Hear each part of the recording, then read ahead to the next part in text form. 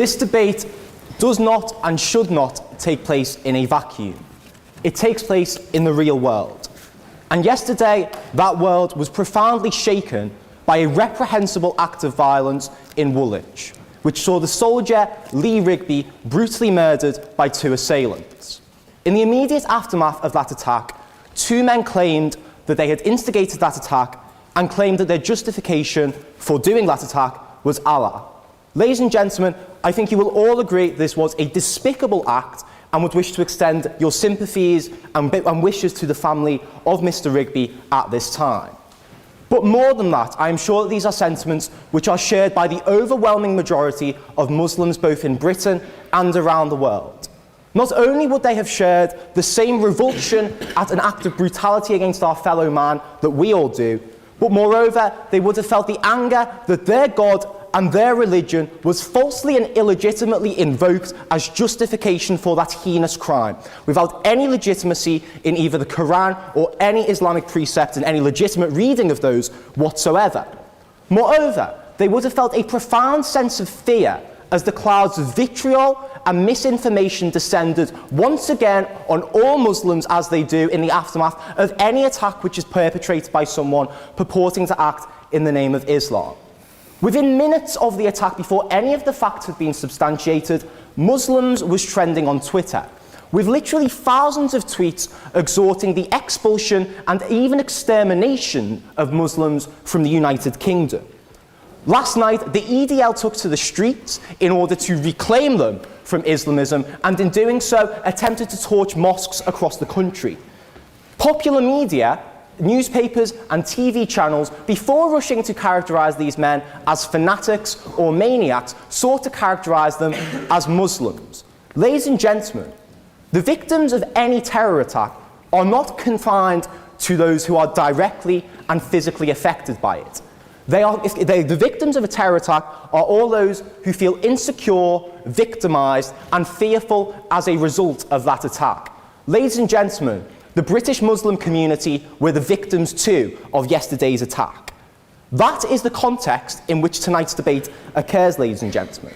And that is why it is more important than ever that you refuse to buy into the voices of fear and hate and confusion which seeks to cast the fundamentally peaceful religion of Islam as a violent one. In the aftermath of such an attack, it is right and just and important that we refuse to allow a monopoly on the discourse surrounding Islam to be given to those voices of fear who either seek to cast it as something that it's not, or seek to use it to justify their own violent and heinous aims. And to that end, I am delighted to introduce such an esteemed group of speakers to speak alongside me on this motion tonight. On the proposition, I'm joined by Adam Dean, an international public speaker and broadcaster who has been speaking and researching and working in the field of Islamic apologetics for almost a decade now. I'm also joined by Mehdi Hassan, who turned down an invitation to Question Time to be here tonight. He's a former PPAist here at Oxford and now the political director of the UK Huffington Post. On the opposition, we are joined by Anne-Marie Waters, a journalist and member of the Labour Party who has campaigned against the imposition of Sharia law in Western democracies. We're also joined next to her by Daniel Johnson, who, like me, studied modern history, but unlike me, is now the editor of a right-wing journal. Finally, we are joined by Peter Atkins, a former professor of chemistry who is frequently, here at Oxford University, who has frequently provided a scientific critique of religion. And I'd like to say to everyone speaking in tonight's debate, and forgive me if I mispronounce, Assalamu alaikum, the universal Islamic greeting, may peace be upon you. Now, for the duration of my speech, I'm going to do 3 things. First of all, I'm going to set out the parameters and the confines in which this debate should occur. Secondly, I'm going to give you a positive justification for the consideration of Islam as a religion of peace. And finally, I'm going to tell you what it would mean for you to vote in favour of the proposition tonight and why that's something that you should definitely do. So first of all, in terms of setting the parameters for this debate, because both Islam and both peace mean lots and lots of different things to lots and lots of different people. Even at this preliminary stage, I think that's why we should be very wary about refusing to allow Islam to be characterised as peaceful and allowing a hegemony of what Islam can and cannot be to any group in society at all. When we're speaking about peace, we're broadly speaking about, I'd like to invoke a metaphor used by Martin Luther King, which was to say that peace is not just the absence of violence, but the presence of justice. Now, in order to be able to cast Islam as not being a religion of peace and not conforming to those tenets, it's not just enough to cite individual actions or individual scripture. What opposition have to prove to you is that there is something fundamental to the character of Islam which prevents it from being cast as peaceful, and indeed that Islam has to be diametrically opposed to peace. It is not enough for them to cite the actions of individual extremists who invoke the name of religion for their own goals in all religions. We can point to the example of the Lord's Resistance Army in Uganda, who claim the name of Christianity for their atrocities, and the actions of people like Baruch Goldstein, who attacked the Cave of the Patriarchs in the 1990s in the name of Judaism. All around the world and in all religions, people often seek to illegitimately hijack the name of that faith for their own violent and maniacal ends. Ladies and gentlemen, the actions of those people tell us absolutely nothing whatsoever about the character of the religion they invoke, and tell us everything about the individual and the individual alone. Moreover, it is not enough for them to cite individual pieces of scripture out of context which may lend themselves to warlike rhetoric within the Quran.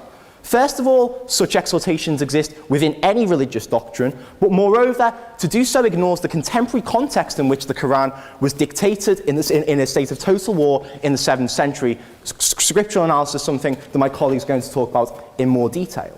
Finally, though, what I'd like to say in terms of scriptural citations is that when we're dealing with a doctrine as diverse and as multifaceted as Islam, even if it can be proven that there exist elements of warlike rhetoric within Islam, even if we can say that in some ways Islam could be considered to have elements of violence, that is not enough. For what we are saying is it is a legitimate and intuitive reading of Islam for people to draw that of being a character of peace and for that to be the message that they on an individual take away from Islam.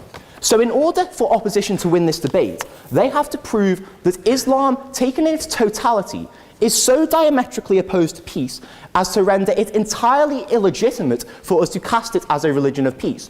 Now, I realise that's a high bar, ladies and gentlemen, but I think when you're attempting to tell a quarter of humanity what their religion cannot be, and attempting to essentialise fundamentally negative and violent characteristics of those people, I'm quite comfortable with setting the bar damn high, ladies and gentlemen. In order for us to win this debate on proposition, all that we have to do is to prove to you that there is nothing inherent to Islam which prevents individuals from taking away a peaceful interpretation of that faith. That's not all we're going to do, though. I think we can go further than that, and what I'm going to do as I move on is give you a positive justification as to why casting Islam as a religion of peace is a widely held and intuitive reading of the doctrines and practices of Islam. So I think, first of all, when we address the Quran in its totality, we see that it has an overwhelmingly peaceful character, okay? First of all, the very ideal of Quranic society is Dar al-Salam, literally the house of peace. Moreover, one of the fundamental pillars of Islam is almsgiving, is charity, is fellowship with your fellow man, attempting to do good unto others as you would like to have it done to yourself. Muhammad, in his very last sermon, said, "Hurt no one so that no one may hurt you." And whilst they may give to you examples of instances in which there are elements of warlike rhetoric or violent rhetoric within the Quran, in the overwhelming majority of cases, those such scriptural instances are followed by exhortations which suggest that taking the peaceful option is always the preferable one and is always the one which is more in line with God's wishes. But moreover, I think that we can cast Islam as being a peaceful religion based on the change that it seeks to inspire on an individual level. Because that's what Islam attempts to do. It attempts to inspire a positive and a peaceful change in all of its followers. First of all, it suggests that the choice to engage in Islam and to become a Muslim has to be a free one and has to be devoid of compulsion. Secondly, for those individuals who do enter into the Islamic faith, there is a massive impetus on engaging in good deeds with your fellow man. But moreover, what I'd like to say in terms of casting Islam as a religion of peace is that we can also consider peace in terms of inner peace today, ladies and gentlemen. In a confusing world of consumerism and uncertainty, the absolute clarity and certainty that Islam gives to its followers that there is something worth striving for, that it is worth acting in a morally just way, and that there is something beyond this temporal and this material realm is something that allows people a great sense of inner peace. And that is something invaluable and something that we should not take away based on the arguments of opposition. Now, finally, I'd like to tell you what it would mean for you to vote with the proposition in tonight's debate. Because I told you at the start this debate doesn't occur in a vacuum. Now, even if we were to ignore the horrific events of yesterday, in a post-9/11 landscape, what we have witnessed is a decade-long surge of violence, aggression, and human rights abuses directed at Muslims which have been justified by a sustained demonization campaign. When the Western media and when mainstream media is looking for a voice of Islam, they do not seek out the moderate voices, they do not seek out the reasoned voices, they seek out angry men with hooks, ladies and gentlemen. They seek out people who are setting fire to effigies. There has been a deliberate distortion in the actions of the media in the post-9/11 and post-7/7 world, which has been internalized by many people in society. That's why in the aftermath of yesterday's attacks, Twitter went absolutely mental with people suggesting that we should kill all the Muslims. That's literally something that was retweeted thousands and thousands of times. But what I'd like to say, ladies and gentlemen, is that in the coming days, that's the sort of rhetoric that's going to be predominating in the media. That's the sort of rhetoric that's going to be directed at each and every one of you. And if you vote with the opposition tonight, you're buying into that rhetoric. You are telling people who follow the Islamic faith, you are telling Muslims what their religion can and cannot be, and that it must not be peaceful and must be violent. That is something which essentializes, and that is something that marginalizes. When you walk out that door tonight, you've got a choice between love and hate, between embrace and rejection, between peace and conflict. I hope you make the right choice.